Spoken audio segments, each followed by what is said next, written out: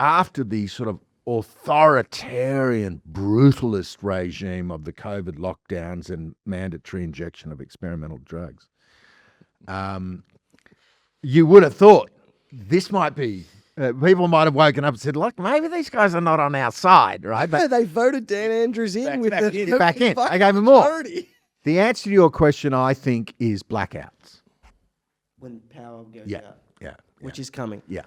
Once the eastern seaboard goes black,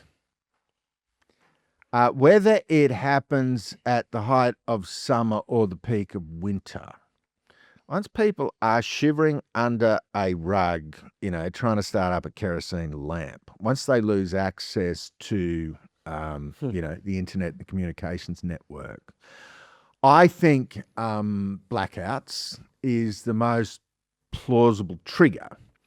But it's essentially a race as to whether the virus, the mental illness of net zero, destroys the host first, or whether we can, destroy the virus of net zero. And this race is taking place at the moment. Net zero in Australia, elsewhere it's a different story, but in Australia, the virus is winning.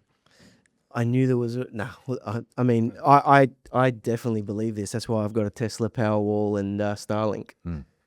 Because I think it's coming. Yeah. 7 out of the 10 major grids in the US have already raised concern that they don't think their grids can handle like the excess load. Yeah. And I think with AI, the biggest restriction on AI is not compute, it's power. No, I mean the power for the compute. Power. Yeah. And so, and this is the war, World War III, whatever you want to call it. This is the war that's taking place at the moment, that war for power to control the AI. Because like you said, a $2,000 drone can defeat billions of dollars of heavy artillery and technology. The combination And you need connectivity. of power demand from AI, crypto mining, and the driverless vehicle is massive. I've read some scary statistics on what's going to be required, and it's so much more than what we're currently using today.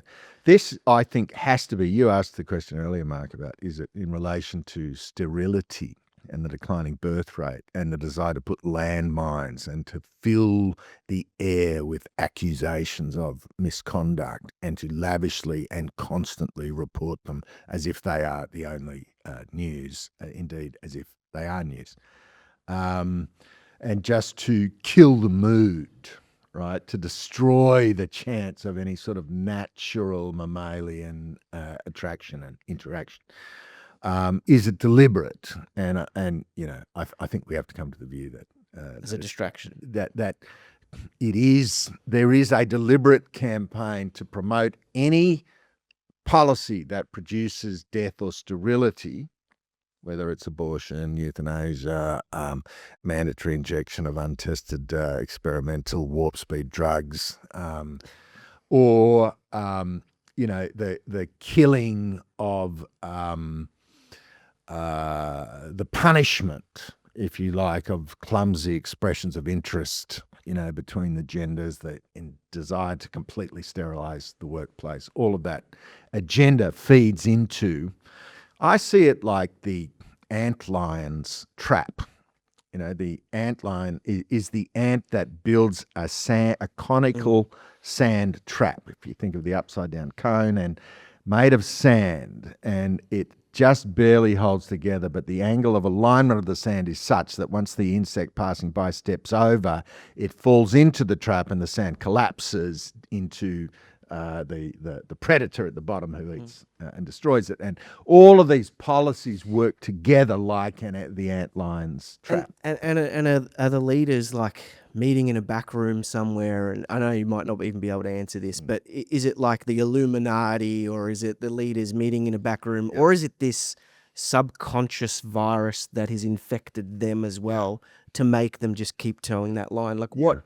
Who's leading this? Yeah. Well, this is a great and very interesting question. And, one can trying to figure this out, it is possible to go a bit nuts if you think about it for too long. Yeah. But I'm happy to give you... Follow the money trail. Yeah, I say start with the money.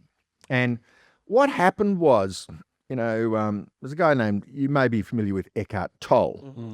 And Eckhart was basically rewriting ancient Stoicism, but the power of now, which made him a celebrity. And then he went on Oprah, and he just went from a homeless guy to a global celebrity like that because of a well-articulated short book. And he was asked, are you going to form a Eckhart kind of institute?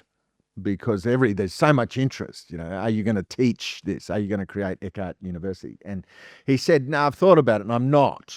And he said, the reason is because anytime you create an institution, there is always a very significant risk, almost inevitably, over time the institution becomes self-serving. And it kind of breaks away from its moorings of serving the thing it was created to do and begins to serve itself. And this is what's happened with the so-called democratic state. The state was created as a sort of a necessary evil to enforce private property rights, to ensure there was justice in the courts, and to protect the nation from foreign invasion.